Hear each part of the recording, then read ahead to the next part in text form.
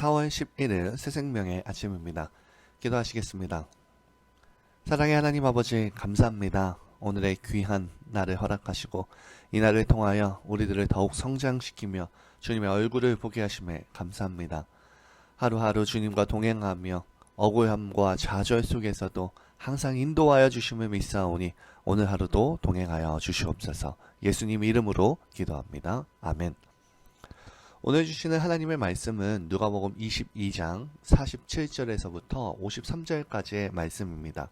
누가복음 22장 37절에서 53절까지의 말씀입니다. 말씀하실 때에 한 무리가 오는데 12 중에 하나인 유다라 하는 자가 그들을 앞장서 와서 예수께 입맞추려고 가까이 하는지라 예수께서 이르시되 유다야 내가 입맞춤으로 인자를 파느냐 하시니 그의 주위 사람들이 그 된 일을 보고 여짜오되 주여 우리가 칼로 치리이까 하고 그중 한 사람이 대제사장의 종을 쳐 그 오른쪽 귀를 떨어뜨린지라 예수께서 이르시되 이것까지 참으라 하시고 그 귀를 만져 낫게 하시더라.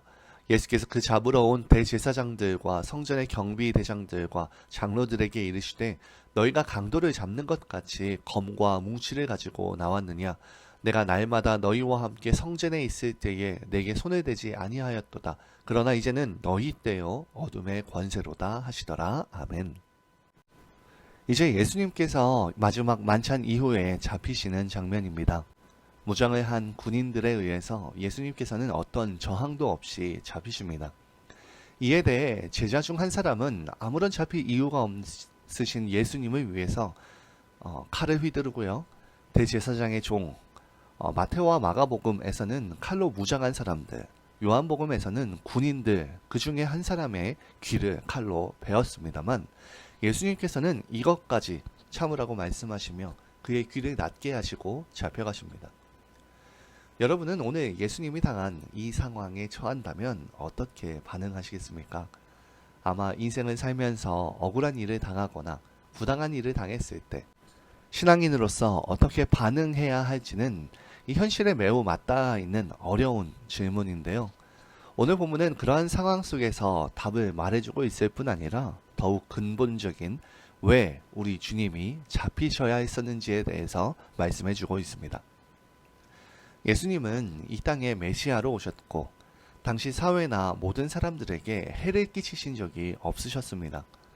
정치적으로나 사회적인 모든 일에서 혹은 개인의 관계에서도 늘 은혜를 베푸시고 복을 나누어 주셨지 누구에게 해를 끼치신 일이 전혀 없었습니다. 하지만 그럼에도 불구하고 예수님은 잡히십니다. 제자 중에 한 명인 유다가 그를 팔았고 정치적으로 적대 행위를 하기 위해서 사람을 모으고 자신의 힘을 누군가 굴복시키기 위해 사용한 적이 없음에도 불구하고 그냥 그들이 예수님을 해치고 죽이기로 한 결정에 그냥 순응하십니다. 그걸 막은 제자의 행동을 두고도 이것까지 참으라고 말씀하십니다. 이런 죄가 없으신 예수님과 비교되어 칼을 들고 온 그들에서의 비교에서 분명히 드러나는 것은 예수님이 아니라 그들이 예수님에 대해서 억지를 쓰고 힘으로 자신들의 뜻을 관철시키기 위해서 무장하고 왔다는 것에서 더욱더 드러납니다. 이런 상황에서 메시아로 오신 예수님은 스스로의 목숨이 위협을 받는 경우에도 자신의 결정과 반응 속에서 하나님의 증거를 보이십니다.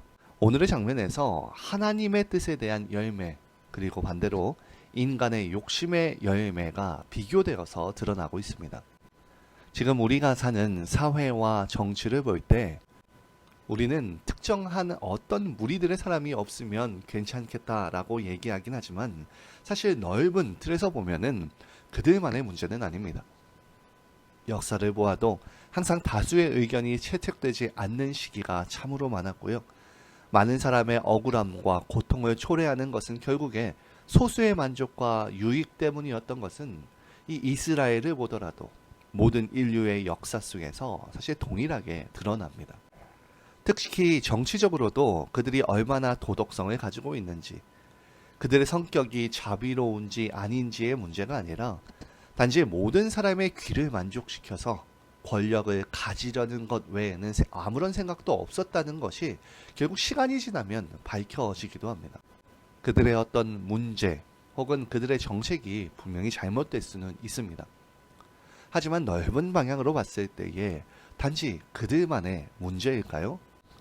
우리는 자주 정의, 공평, 사랑이라는 용어를 자주 사용합니다. 기독교인일수록 더욱 그러한데요. 그런데 그런 좋은 것에 대한 표현이 때로 과격할 때가 많습니다. 사랑이라는 것 때문에 더 성질내고 더욱더 다른 사람들에게 요구할 때가 있고요. 정의라는 것 때문에 심지어 다른 사람을 해치기도 하고 가두고 죽이기까지 합니다. 그런 것은 하나님이 요구하신 것이 아니라 아무리 좋은 것이라도 나의 욕심의 도구로 잘못 사용되어질 때가 있다는 겁니다. 누가복음 6장 46절에서 49절까지 보면은 너희는 나를 불러 주여 주여 하면서도 어찌하여 내가 말하는 것을 행하지 아니하느냐. 내게 나와 내 말을 듣고 행하는 자마다 누구와 같은 것을 너희에게 보이리라. 집을 짓되 깊이 파고 주추를 반석 위에 놓은 사람과 같으니 큰 물이 나서 탕류가 그 집에 부딪히되 잘 지었기 때문에 능히 요동하지 못하게 하였거니와 듣고 행하지 아니하는 자는 주추 없이 흙 위에 집을 지은 사람과 같으니 탕류가 부딪힘에 집이 곧 무너져서 파괴됨이 심하니라 하니라.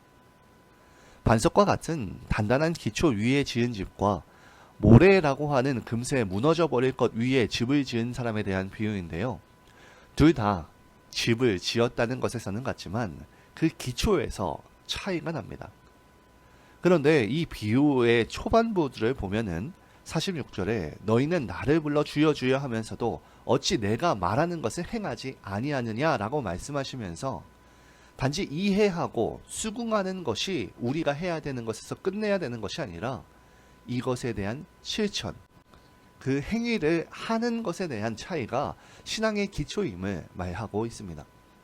이것에 대해서 마태복음 7장은 더 자세하게 말씀하고 있는데요. 마태복음 7장 15절에서 20절을 보면 거짓 선지자들을 삼가라. 양의 옷을 입고 너희에게 나아오나 속에는 노략질하는 일이라. 그들의 열매로 그들을 알지니 가시나무에서 포도를 또는 엉겅퀴에서 무화과를 따겠느냐. 이와 같이 좋은 나무마다 아름다운 열매를 맺고 못된 나무가 나쁜 열매를 맺나니 좋은 나무가 나쁜 열매를 맺을 수 없고 못된 나무가 아름다운 열매를 맺을 수 없느니라. 아름다운 열매를 맺지 아니하는 나무마다 찍혀 불에 던져지느니라. 이러므로 그들의 열매로 그들을 알리라. 어떤 나무일지라도 그 열매로부터 나무가 어떤 나무인지를 알게 되어지는데 그 열매가 곧 나무를 판단하는 기준이 되어집니다.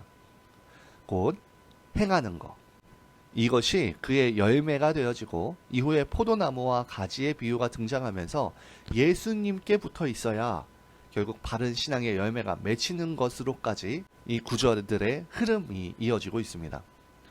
오늘 예수님이 잡히시는 이 장면은 목숨을 위협받는 상황에서도 사람의 오해와 위협과 횡포 앞에 있을지라도 내가 어떤 행위를 하는지 그것을 통해서 내가 판단되어진다는 것이 드러나는 장면입니다.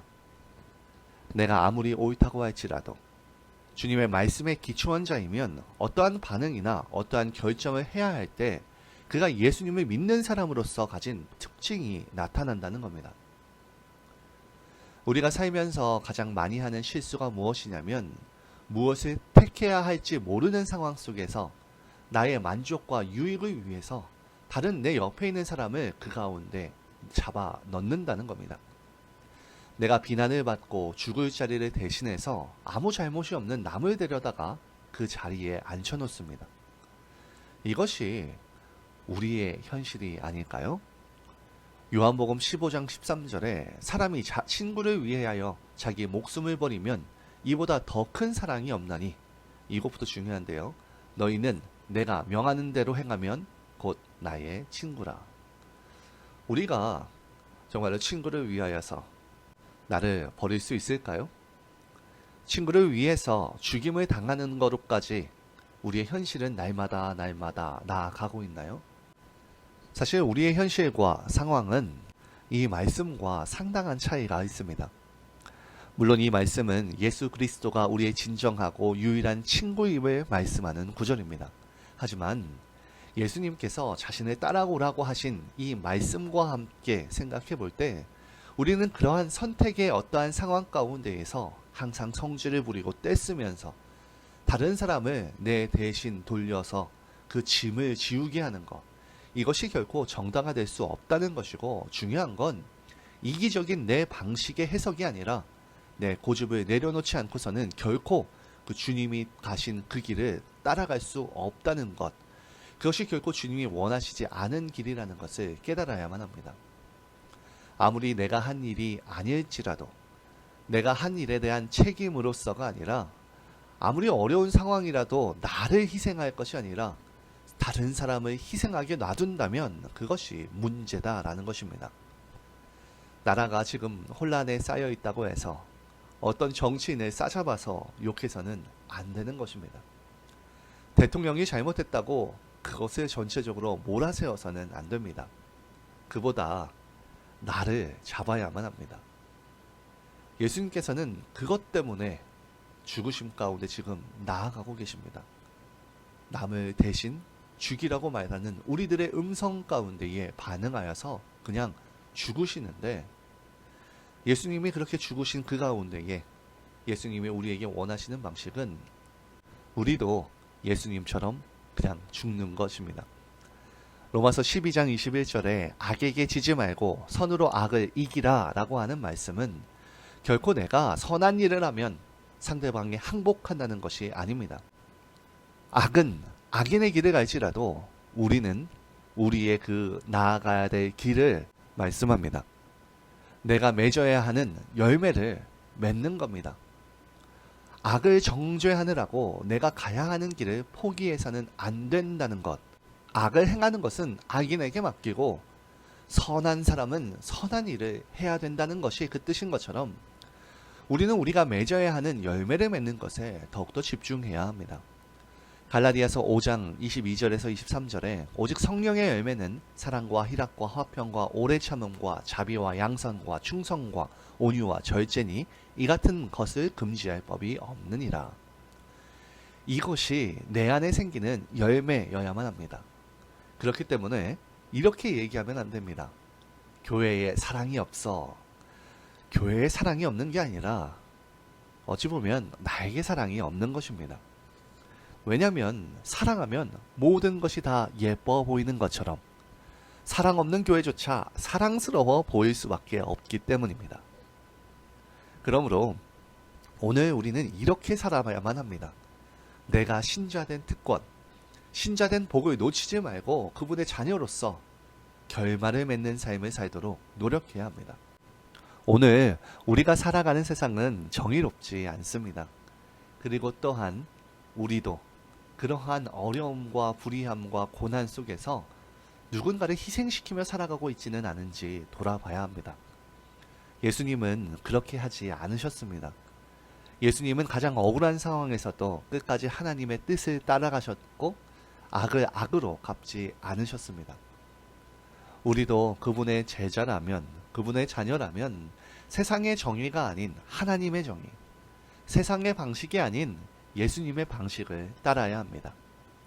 이 시간 우리 다짐하면 좋겠습니다.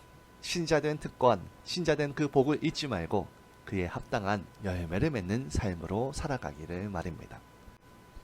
이 시간 함께 기도함으로 나아가기 소망합니다. 첫째로, 주님, 억울한 상황 앞에서도 믿음의 열매로 반응한 예수님의 모습을 본받게 하여 주시옵소서. 나의 이익이 아닌 주님의 뜻에 순종하게 하시며 성령의 열매로 나의 삶을 채우어 주시옵소서. 둘째로, 주말의 예배를 위해서 기도합시다. 주님께서 우리의 온 세대의 예배를 살려주시고 종려주일 주님을 맞이할 때 우리의 기대와 다른 어린 나귀를 타고 입장하심처럼 나의 기대와 현실을 넘어서 주님이 받기 원하시는 예배, 주님을 기쁘게 하시는 예배 드리게 하여 달라고 기도합시다. 셋째로, 이번 주말에 있을 새가족 환영회를 위해서 기도해 주시기 바랍니다. 그들이 잘 정착하여 새 생명의 가족 되시게 하심에 감사하며 또한 잘 적응하여서 교회와 주님을 사랑하는 자 되게 하여 주시옵소서. 또한 새 가족부를 주님이 붙잡아 주셔서 기쁨과 즐거움으로 잘 준비케 해달라고 기도해 주시며 개인 기도 하시겠습니다.